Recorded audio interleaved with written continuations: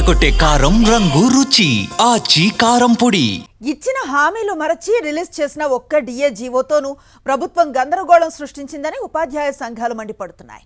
Retire అయ్యాక గాని చనిపోయిన తర్వాత గాని డిఏ బకాయిలు ఇస్తామని పేర్కొనటాన్ని తప్పుపడుతున్నారు. రిటైర్ అయిన ఉద్యోగులు 2027-28లో 12 వాయిదాల్లో చెల్లిస్తామనటం దారుణం అంటున్నారు. వెంటనే జీవో 60-61ని రద్దు చేయాలని లేదా సవరణ చేయాలని డిమాండ్ చేస్తున్నారు. లేదంటే రాష్ట్ర వ్యాప్తంగా మరోసారి పోరాటాన్ని ఉధృతం చేస్తామని ఉద్యోగ ఉపాధ్యాయ సంఘాలు హెచ్చరిస్తున్నాయి. జీవో నెంబర్ 60 ఉద్యోగులకి అలాగే 61 రిటైర్డ్ అయినటువంటి ఉద్యోగులకి ఇచ్చారు. దీంట్లో అంత గందరగోళమైనటువంటి పరిస్థితి.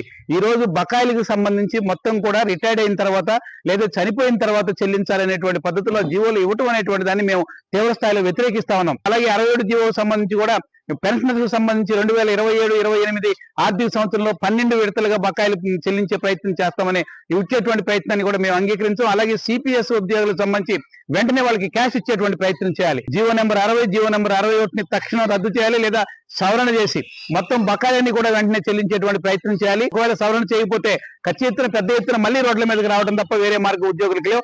రాజ్యాంగబద్ధంగా మాకు రావాల్సిన డిఏలు 4 డిఏలు, ఒక పిఆర్సీ చైర్మన్ 26 నెలలకు పూర్తయితే 26 నెలలకు సంబంధించిన పిఆర్సీ చైర్మన్ ఇవాళ ఇచ్చినటువంటి డిఏలు కూడా ఇన్ని మెలికలు పెట్టి ఇంత గందరగోళం చేయడం ఇవాళ ఉద్యోగ ఉపాధ్యాయులు అందరూ కూడా తీవ్ర అండస్తో ఉన్నారు. మోసం చేసింది ప్రభుత్వం అనేటువంటి ఫీలింగ్ లో ఉన్నారు.